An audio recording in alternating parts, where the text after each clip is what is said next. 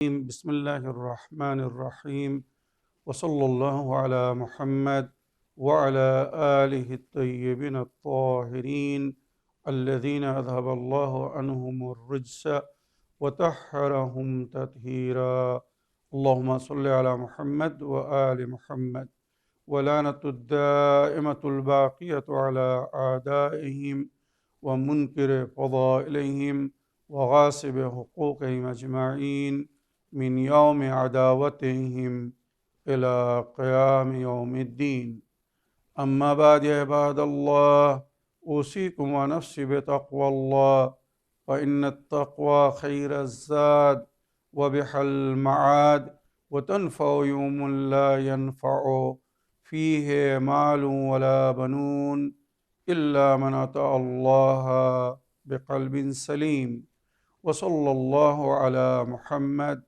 وعلى آله الطيبين الطاهرين اللهم صل على محمد وآل محمد أما بعد আমার প্রিয় দর্শক ও শ্রোতাবৃন্দ আসসালামু আলাইকুম ওয়া রাহমাতুল্লাহি ওয়া বারাকাতুহু। আপনাদের সকলকে আন্তরিক সালাম ও শুভেচ্ছা জানিয়ে আজকের অনুষ্ঠান ইসলাম ইন বাংলায় আপনাদেরকে স্বাগতম জানাই। আজ পবিত্র শাবান মাসের 3 তারিখ, 3রা শাবান, আমাদের তৃতীয় ইমামে হোসাইন আলাইহিস সালামের শুভ জন্মদিবস। সুতরাং সর্বপ্রথম আমি আপনাদের সকলকে ইমাম হোসেন আলাইহিস সালামের শুভ জন্মদিবস উপলক্ষে আন্তরিক অভিনন্দন ও মোবারকবাদ জানাই। আশা করি আপনারা যে যেখানে আছেন ভালো আছেন, কুশল মঙ্গলে আছেন, সুখে থাকুন, শান্তিতে থাকুন, সমস্ত প্রকারের দুঃখ কষ্ট থেকে মুক্তিতে থাকুন। আল্লাহ রব্বুল আলমিনের কাছে এই কামনা করি। যারা অসুস্থ আল্লাহ তাদেরকে সুস্থতা দান করুন, যারা ঋণে ভুগছে আল্লাহ তাদেরকে ঋণ মুক্তি করুন।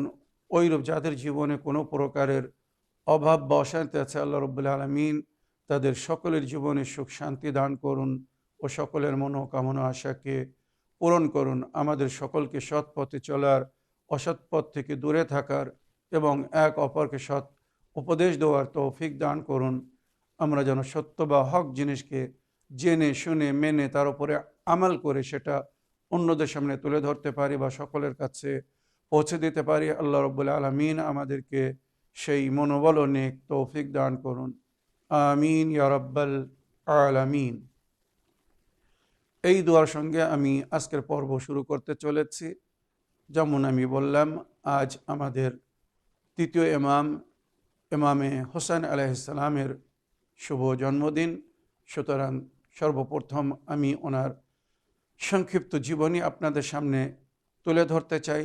তারপরে ইনশাআল্লাহ যদি সুযোগ হয় বা সময় থাকে তো ওনার কিছু মূল্যবান বাণী এবং উনি নিজের জীবনে যে পদক্ষেপ নিয়েছিলেন সে বিষয়ে আলোচনা করব। ইমাম হোসেন আলাইহিস সালাম আমাদের তৃতীয় ইমাম। ওনার পুরো নাম হচ্ছে হোসাইন ইবনে আলী, আর ওনার কুনিয়াত বা ডাকনাম হচ্ছে আবু আবদুল্লাহ বা আবুল আহরার, স্বাধীনদের পিতা আবুল আহরার ওনাকে বলা হয়েছে।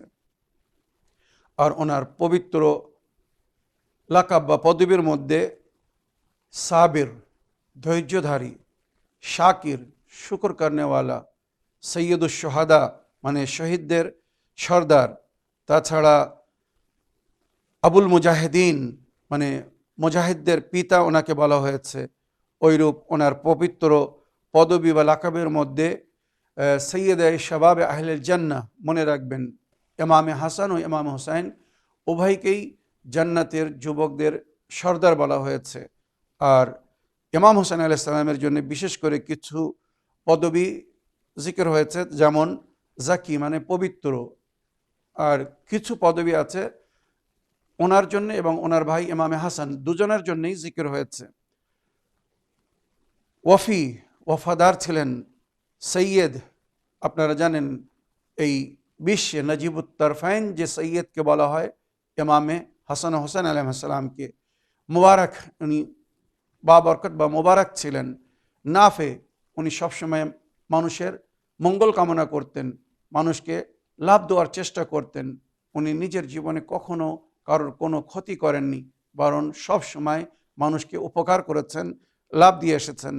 আর দলিল আলা জাতিল্লাহ, আল্লাহর দিকে যারা হেদায়েত করেছেন, আল্লাহর পরিচয় করিয়েছেন, সেই জাত হচ্ছেন ইমামে হুসাইন আলাইহিস সালাম। আজ বিশ্বের অধিকাংশ মানুষেরা যারা আল্লাহ রব্বুল আলমীর প্রতি হয়তো বিশ্বাস রাখে না, কিন্তু ইমাম হুসাইন আলাইহিস সালামের কোরবানি, ইমাম হুসাইন আলাইহিস সালামের পবিত্র সমাধিতে গিয়ে ওনার হিস্ট্রিকে শুনে বা ওনার যে আত্মকে উনি উৎসর্গ করেছিলেন, সেই সমস্ত ঘটনাগুলো শুনে নন মুসলিমরা আল্লাহর প্রতি বিশ্বাস স্থাপন করছেন। চিন্তা করুন, বিভিন্ন ধর্মের বড় বড় ধর্মগুরুরা ওনার আস্তানায় যাচ্ছেন।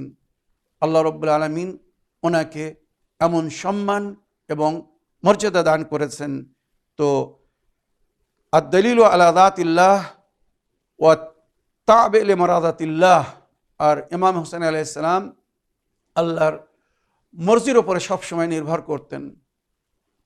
আশহাদু আন্নাকা কাদ আকামতাস সালাত ওয়া আতাইতাজ যাকাত ওয়া আমারতা বিল মারুফ ওয়া নাহাইতা আনিল মুনকার ওয়া আতাতাল্লাহু ওয়া রাসূলুহু হাত্তা আতাকাল ইয়াকিন। আমরা ইমাম হুসাইন আলাইহিস সালামের জিয়ারতে পড়ি, জিয়ারতে ওয়ারিসের মধ্যে বা বিভিন্ন জিয়ারতের মধ্যে এই বাক্য, এই শব্দগুলো উল্লেখ হয়েছে। আমি সাক্ষ্য দিচ্ছি, এ আকা মাওলা ইমাম হুসাইন আলাইহিস সালাম, আশহাদু আন্নাকা কাদ আকামতাস সালাত, আপনি নামাজকে কায়েম করেছেন। যুদ্ধের ময়দানে যেখানে মানুষ জীবন রক্ষার জন্য চিন্তা করে, সেই যুদ্ধের ময়দানে সকলের সামনে উনি নামাজ কায়েম করে একটা প্রমাণ এবং সুবুত ছেড়ে গেছেন যে আমরা আল্লাহর বান্দা, আল্লাহর এই আদেশকে, আল্লাহর আহকামকে কায়েম রাখার জন্যে, কায়েম করার জন্য আমরা এখানে এসেছি। আর এর জন্য যদি আমাদেরকে জীবন দানও দিতে হয়, কোনো অসুবিধে নেই। কারবালার ময়দানে উনি নামাজ কায়েম করে বলে গেছেন এজিদিদেরকে বা যারা ইমাম হুসাইন আলাইহিস সালামের বিরুদ্ধে এসেছিল যে আমরা হচ্ছি আসল নামাজ কায়েম করনেওয়ালা। এজিদের দলেও অনেকে নামাজি ছিল, নামাজ পড়তো, কিন্তু তাদের মধ্যে দ্বীনের মারেফাত ছিল না। যদি তাদের মধ্যে দ্বীনের মারেফাত থাকতো তো দ্বীনের সঙ্গে লড়াই করতো না। মনে রাখবেন, ইমাম হুসাইন আলাইহিস সালামকে দ্বীনের সারাংশ বলা হয়েছে, কেননা ওনার মাধ্যমে এই উম্মত নিজাত পাবে। ইমামে হুসাইন আলাইহিস সালামের সম্পর্কে নবী করিম সাল্লাল্লাহু আলাইহি ওয়াসাল্লামের বিখ্যাত হাদিস, ইন্নাল হুসাইনা মিসবাহুল হুদা ওয়া সাফিনাতুন নিজাত। ইমামে হুসাইন হেদায়েতের চেরাগ, হেদায়েতের প্রদীপ, হেদায়েতের আলো। সুতরাং যদি কেউ অন্ধকার থেকে, মূর্খতার অন্ধকার থেকে বাইরে আসতে চায়, শিক্ষার আলোয় আলোকিত হতে চায়, জ্ঞানের আলোয় আলোকিত হতে চায়, তো সে যেন ইমামে হুসাইন আলাইহিস সালামের দরবারে আসে, ইমামে হুসাইনের সঙ্গে যেন সম্পর্ক গড়ে। এটাই নবীর হাদিস, ইন্নাল হুসাইনা মিসবাহুল হুদা। আর আজ বিশ্বের অধিকাংশ নন মুসলিমরা ইসলামের দিকে আকর্ষিত হচ্ছে শুধুমাত্র ইমামে হুসাইন আলাইহিস সালামের কেরামতকে দেখে, ইমাম হুসাইন আলাইহিস সালামের ইতিহাসকে পড়ে, কারবালার শহীদদের জীবন পড়ে। মনে রাখবেন, ইন্নাল হুসাইনা মিসবাহুল হুদা ওয়া সাফিনাতুন নিজাত। ইমামে হুসাইন আলাইহিস সালামকে নবী আল্লাহ নেজাতের তরি বলেছেন। আপনারা জানেন, হাদিস বিখ্যাত, আহলে বাইতকে, গোটা আহলে বাইতকে নেজাতের তরি বলা হয়েছে। নূহ নবীর তরির সঙ্গে উদাহরণ দেওয়া হয়েছে নবী করিম সাল্লাল্লাহু আলাইহি ওয়াসাল্লামের বিখ্যাত হাদিস। সমস্ত হাদিসের বইয়ের মধ্যে ওই হাদিস উল্লেখ হয়েছে, যেখানে নবী করিম সাল্লাল্লাহু আলাইহি ওয়াসাল্লাম বলেছেন, মাসালু আহলু বাইতি কামাসালি সাফিনাতি নূহ মান রাকিবাহা নাজা ওয়া মান তাখাল্লাফা আনহা ফাগারিকা ওয়া হাওয়া। আমার আহলে বাইতের উদাহরণ নূহ নবীর তরির মতো, যে এই তরিতে সওয়ার হয়েছে সেই নেজাত পেয়েছে, সেই নেজাত পাবে। আর যে এই তরিকে ছেড়ে দেবে, সওয়ার হবে না, সে ডুবে যাবে। আহলে বাইত নেজাতের তরি। ওই আহলে বাইতের মধ্যে ইমাম হুসাইন আলাইহিস সালামকে বিশেষ করে নেজাতের তরি বলা মানে এটা একটা অন্যতম বা উচ্চতম স্থান আল্লাহ রসুলের তরফ থেকে ওনাকে দান করা হয়েছে, যেখানে শুধু ইমামে হুসাইনের জন্য বলা হয়েছে মিসবাহুল হুদা ও সাফিনাতুন নিজাত, নিজাতের তরি, মানে ইমাম হোসেন আলাইহিস সালামের পথের যে পথিক হবে, ইমাম হোসেন আলাইহিস সালামকে যে ফলো করবে, তার মানে সে ওই নেজাতের তরিতে সওয়ার হয়েছে। আর সে ইনশাআল্লাহ পুলে সিরাত পার করে যাবে, সে হাশরের ময়দান থেকে আরামে পার হয়ে জান্নাতে পৌঁছে যাবে। আর সৈয়দাই শাবাবে আহলিল জান্নাহ, জান্নাতের যুবকদের সর্দার হবেন উনি। তো সেই সর্দারের সঙ্গে যদি কেউ মহব্বত করে, ভালোবাসে, তো সর্দার তার খেয়াল করবেন। কিন্তু সেই সর্দারের সঙ্গে, জান্নাতের সেই সর্দারের সঙ্গে যদি কেউ দুশ্মনী করে, তার সঙ্গে আদাআদি করে, তো তার ঠিকানা কি হবে? আমার মনে হয় বুদ্ধিজীবীর জন্য বলার প্রয়োজন নেই। আজ আমাদের সমাজে কেউ যদি আমাকে ভালোবাসে, আমাকে পছন্দ করে, আমার সমর্থন করে, আমার সাথ দেয়, আমার কথা মানে, আমরাও তাকে যত্ন করি, খেয়াল করি, আপন মনে করি, পাশে বসাই, নিকটতম স্থান দিই। কিন্তু যদি কেউ আমার বিরোধিতা করে, আমার বিরুদ্ধে যায়, আমার সঙ্গে দুশ্মনী করে, আমরা কি তাকে নিজের পাশে বসাই, নিকটে রাখি? কখনো না। তো বুদ্ধিজীবীদের জন্য এই হাদিস যে জান্নাতে ওই ব্যক্তি প্রবেশ করবে যে ইমাম হোসেন আলাইহিস সালামকে ভালোবাসবে, ইমাম হোসেন আলাইহিস সালামের সঙ্গে যার বন্ধুত্ব হবে, ইমাম হোসেন আলাইহিস সালামকে যে ফলো করবে, ইমাম হোসেন আলাইহিস সালামের নকশে কদমের উপরে চলবে, সেই জান্নাতের জওয়ানের নিকটতম হবে। ইমাম হোসেন তাকে নিজের নিকটে নেবেন, তাকে নিজের নিকটে রাখবেন। সেই ব্যক্তি ভুল ধারণার মধ্যে আছে যে জান্নাতের যুবকদের সঙ্গে শত্রুতা করে, দুশ্মনী করে, তাদের বিরোধিতা করে জান্নাতে যাওয়ার স্বপ্ন দেখছে। এটা বিবেকহীনদের কাজ। যাদের মধ্যে বিবেক আছে তারা এই ভুল কখনো করবে না। মনে রাখবেন, ইমাম হোসেন আলাইহিস সালামের রওজার যারা জিয়ারত করতে গিয়েছে বা যাচ্ছে, একবার তাদের কাছে জিজ্ঞাসা করুন ইমাম হোসেন আলাইহিস সালামের রওজায় গিয়ে তারা কি অনুভব করছে, কি শান্তি পাচ্ছে। কারবালার জমিনের সম্পর্কে হাদিসে উল্লেখ হয়েছে, ইন্না আরদা কারবালা বুকআতুম মিনাল জান্নাহ, কারবালার জমিন জান্নাতের একটি টুকরো। সুতরাং এই জীবনে বেঁচে থাকতে যদি কেউ জান্নাত দেখতে চায়, তো সে ইমাম হোসেন আলাইহিস সালামের রওজার জিয়ারতে যাক, সেখানে যে একবার দেখুক, শান্তির অনুভব করুক, তারপরে সে বলবে যে হ্যাঁ, যদি এই ইমাম হোসেনকে ফলো করা হয়, নিশ্চয়ই পরকালেও আমরা শান্তির স্থান পাবো, জান্নাতে যেতে পারবো। তো আমার প্রিয় দর্শক, আমার শ্রোতাবৃন্দু, আমি আপনাদেরকে শুধু এতটুকু বলতে চাই, নেজাতের তরি বলা হয়েছে ইমামে হোসেন আলাইহিস সালামকে। সুতরাং যদি কেউ নেজাত চায়, তো এই তরিকতে সওয়ার হতে হবে। হেদায়েতের আলো বলা হয়েছে ইমামে হোসেনকে। যদি এই দুনিয়ায় কেউ সঠিক হেদায়েত পেতে চায়, তো ইমামে হোসেন আলাইহিস সালামকে এবং ইমাম হোসেন আলাইহিস সালামের মিশনকে ফলো করতে হবে। তো ইমাম হোসেন আলাইহিস সালামের পবিত্র পদবী আমি আপনাদেরকে বললাম। তাছাড়া ইমামে হোসেন আলাইহিস সালামের যে শুভ জন্ম দিবস আমরা পালন করছি আজকের দিনে, 3 শাবান 4 হিজরিতে উনি মদিনায় জন্মগ্রহণ করেন। আর ওনার ইমামতের পিরিয়ড ছিল 10 বছর।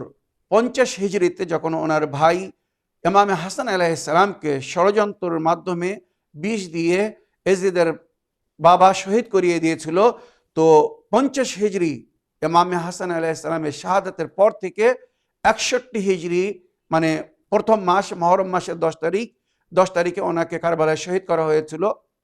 তো সুতরাং এই 10 বছর উনি ইমামতের দায়িত্ব পালন করেছিলেন। আর যেটা ওনার জীবনীতে লেখা হয়েছে, অতি উত্তম রূপে ইমামে হাসান আলাইহিস সালামের ইমামতের যুগেও উনি পরিপূর্ণভাবে নিজের ভাই ইমাম হোসেন আলাইহিস সালামের সহযোগিতা করে উম্মতের সমস্ত মাসলা মাসাইলকে হাল করতেন, সমস্যার সমাধান করতেন, সঠিকভাবে গাইড করতেন।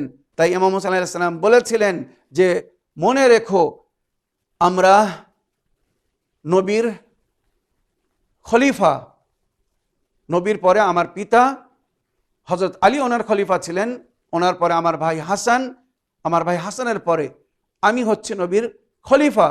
সুতরাং কোরআন ও হাদিসে আমাদেরকে ফলো করতে বলা হয়েছে, আমাদেরকে অনুসরণ করতে বলা হয়েছে। ইমাম হোসেন আলাইহিস সালাম বলেছিলেন, আমরা এই দ্বীনের উত্তরাধিকারী, এই দ্বীনের দায়িত্ব আমাদেরকে দেওয়া হয়েছে। এই দ্বীন আমরা, মানে যেটা আপনারা শুনেছেন মঈনুদ্দিন চিশতি রহমতুল্লাহ আলাইহের বিখ্যাত বাণী, শাহ আস্ত হোসেন, বাদশাহ আস্ত হোসেন, দ্বীন আস্ত হোসেন, দীপানা আস্ত হোসেন।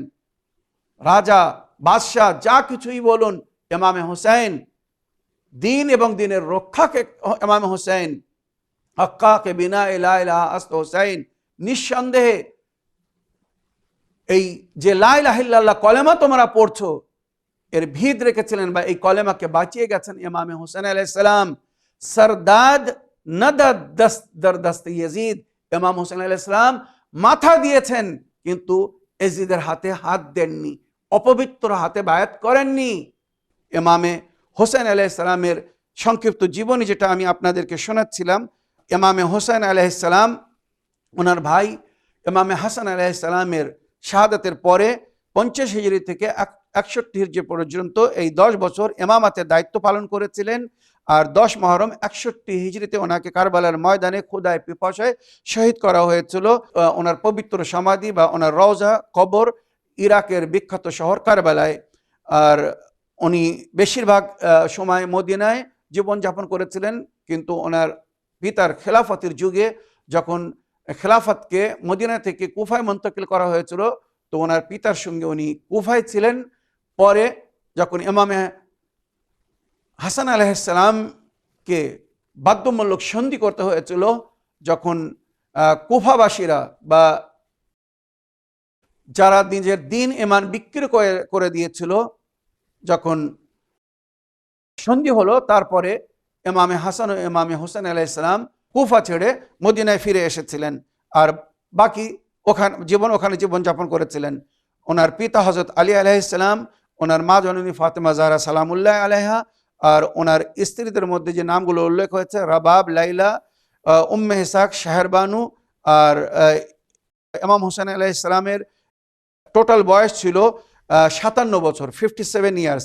আর ইমাম হোসেন আলাইহিস সালামের স্ত্রীগণদের মধ্যে কার থেকে কোন সন্তান সামান্য আমি উল্লেখ করতে চাই এই ইতিহাস আপনাদের সামনে তুলে ধরার জন্য। ওনার প্রথম স্ত্রী ছিলেন জনাবে শাহরবানু, ইরানের পারস্যের রাজার কন্যা ছিলেন। শাহজাহান বা গাজালা, সিন্দিয়া ইত্যাদি ওনার নাম ছিল। আর ওনার ছেলে ছিলেন ইমামে জাইনুল আবদিন আলাইহিস সালাম। জনাবে শাহরবানুর ছেলে ইমাম হোসেন আলাইহিস সালামের বড় ছেলে ইমামে সাজ্জাদ, ইমামে জাইনুল আবদিন আলাইহিস সালাম, ওনার মা ছিলেন শাহরবানু। আর রাবাব বিনতে উমরাউল কাইস বিন উদয় বিন হাতিম, হাতিম তায়ের পরপতি। রাবাব ছিলেন ইমামে হোসেন আলাইহিস সালামের দ্বিতীয় স্ত্রী। আর ওনার থেকে যে সন্তান হয়েছিল জনাবে সাকিনা এবং আব্দুল্লাহ আর রদি, জনাবে সাকিনা এবং আলী আসগর যাকে আমরা বলি, জনাবে রাবাবের এবং ইমাম হোসেন আলাইহিস সালামের ছেলে মেয়ে ছিলেন। আর লাইলা বিনতে আবি মুররা বিন উরওয়া বিন মাসুদ আস-সাকাফি, সরাসরি ওনাকে লাইলা বিনতে মাসুদ আস-সাকাফি বলা হয় ওনার বংশের পরিচয় হিসেবে। তো উনি ছিলেন জনাবে আলী আকবরের মা। ইমাম হোসেন আলাইহিস সালামের ছেলে আলী আকবরের মা ছিলেন জনাবে লাইলা। জনাবে আলী আকবর কারবালার ঘটনায় শহীদ হয়েছিলেন। আর উম্মে ইসহাক ইমামে হোসেন আলাইহিস সালামের একজন তৃতীয় বা চতুর্থ স্ত্রী ছিলেন। উম্মে ইসহাক বিনতে তালহা বিন ওবায়দুল্লাহর বেটি মেয়ে। ওনার মেয়ে ছিল ফাতেমায় সোগরা যাকে আমরা বলি, ইমাম হোসেন আলাইহিস সালামের বড় কন্যা যাকে বলা হয় ফাতেমায় সোগরা। উনি ছিলেন উম্মে ইসহাকের মেয়ে। আর সোলাফা নামক বা মালুমা নামক একজন স্ত্রী ছিলেন ওনার, কোজাআ নামী কাবিলার কন্যা ছিলেন। ওনার ছেলে ছিল জাফর, যিনি ইমাম হোসেন আলাইহিস সালামের জীবনেই ওফাত পেয়েছিলেন বা মৃত্যুবরণ করেছিলেন। তো ইমাম হোসেন আলাইহিস সালামের সন্তানাদিদের সম্পর্কে বললাম। এবারে ইমাম হোসেন আলাইহিস সালামের জীবনের একটি সফর, মানে ওনার জীবনের সফর হিস্ট্রিক্যাল হিসেবে, হিজরি হিসেবে কিভাবে কোন হিজরিতে কি হয়েছিল এগুলো অল্প সময়ের মধ্যে আমি তুলে ধরতে চাই। 3 শাবান 4 হিজরিতে মদিনায় ওনার জন্ম হয়। 7 হিজরিতে যখন আয়াতে তাথহির নাজিল হয় তো আসহাবে কিসার মধ্যেই ইমাম হোসেন আলাইহিস সালামের গণনা আপনারা জানেন। তো আয়াতে তাথহিরে উনি শরীক ছিলেন, চাদরের নিচে উনি ছিলেন। 24 জিলহিজ্জা 9 হিজরিতে যখন নবী করিম সাল্লাল্লাহু আলাইহি ওয়াসাল্লাম নিজের আহলে বায়তকে নিয়ে মোবাহলা করতে গিয়েছিলেন তো সন্তানের জায়গায় ইমামে হাসান হোসেনকে নিয়ে গিয়েছিলেন।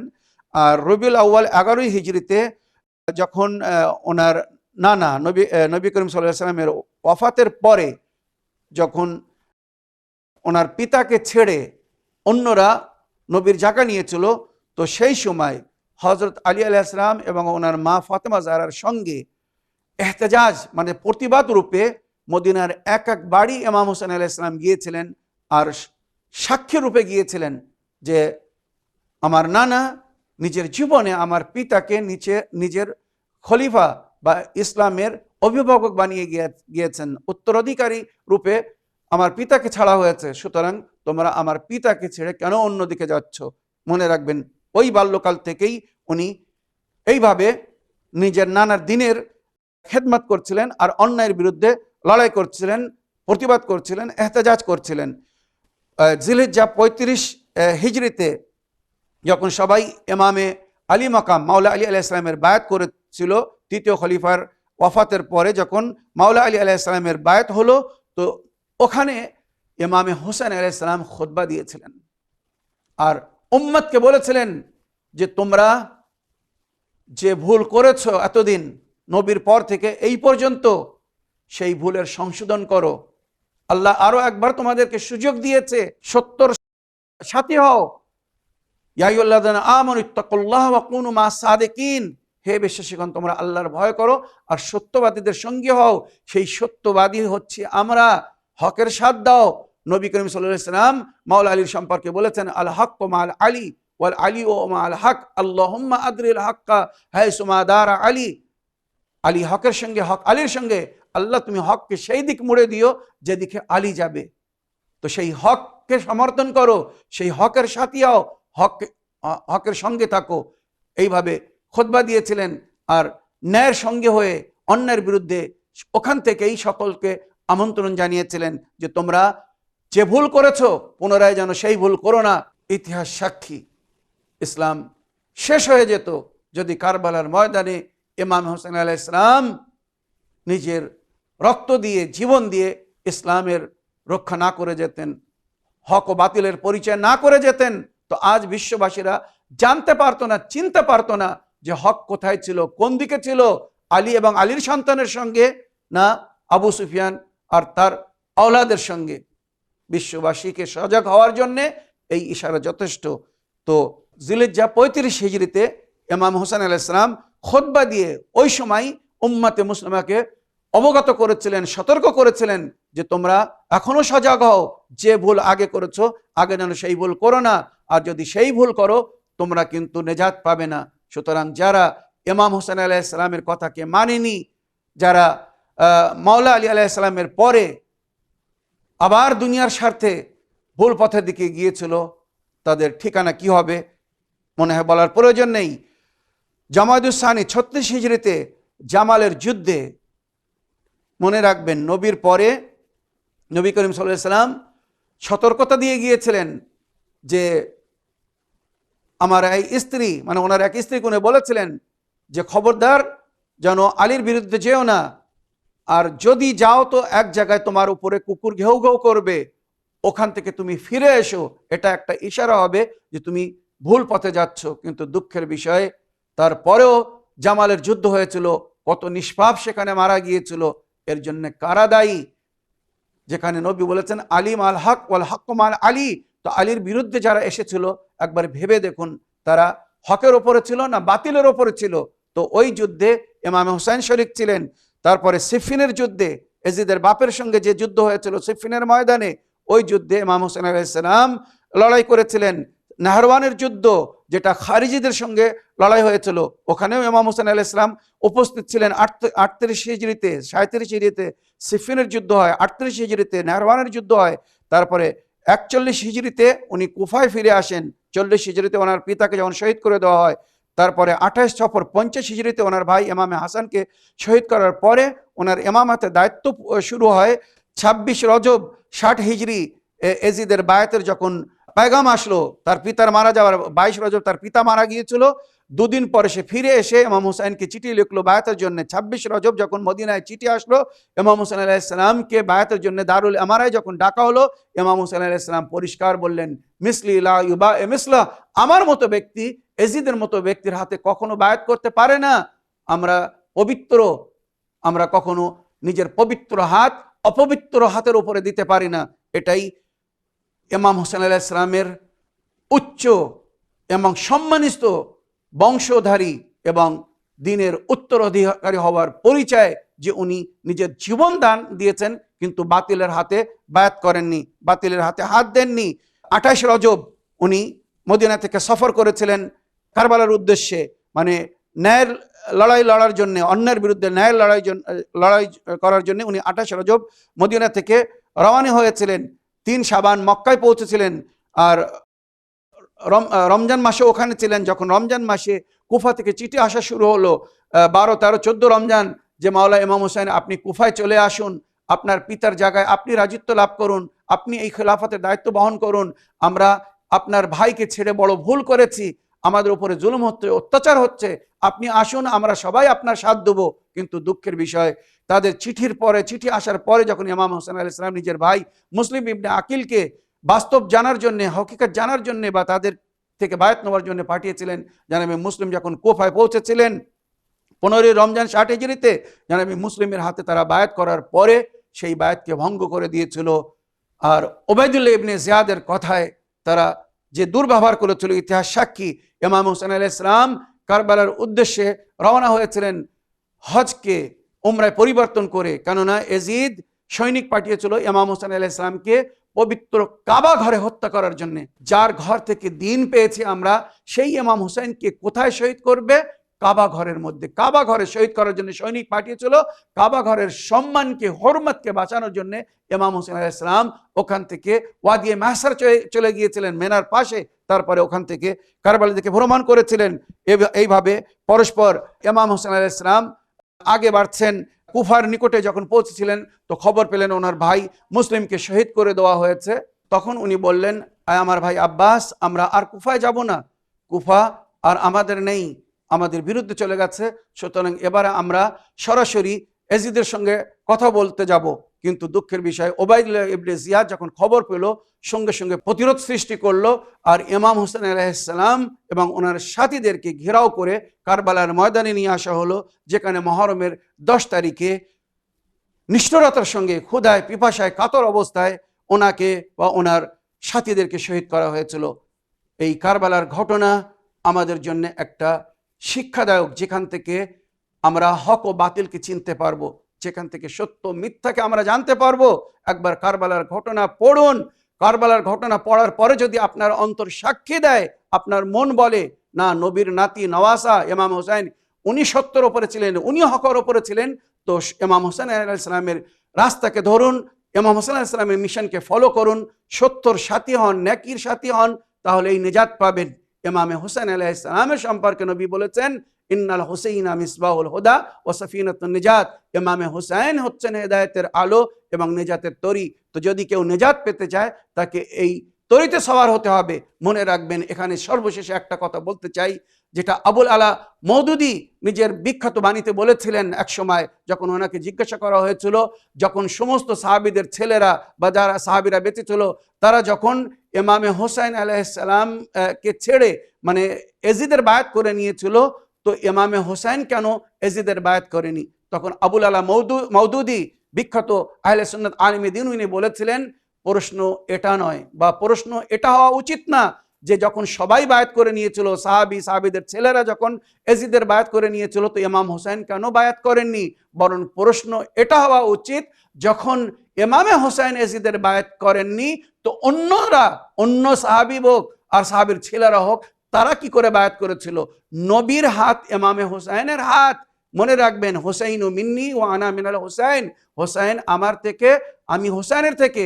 যে কাজ হোসেন করবে মানে সেটা নবীর কাজ। তো ইমাম হোসেন আলাইহিস সালাম যদি এজিদের বায়াত করে নিতেন, তার মানে নবী এজিদের বায়াত করেছিলেন, যেটা কখনো সম্ভব ছিল না। আশা রাখি বুদ্ধিজীবীদের হেদায়েতের জন্য আজকের এই বক্তব্য যথেষ্ট। এই বলে আমার আজকের বক্তব্য শেষ করছি। অবশেষে আরও একবার ইমাম হোসেন আলাইহিস সালামের শুভ জন্মদিবস উপলক্ষে আপনাদের সকলকে আন্তরিক অভিনন্দন ও মোবারকবাদ জানিয়ে আমার আজকের বক্তব্য এখানে শেষ করলাম। ওয়া আখিরু দাওয়ানা আলহামদুলিল্লাহি রাব্বিল আলামিন। ওয়াসসালামু আলাইকুম ওয়া রাহমাতুল্লাহি ওয়া বারাকাতুহু।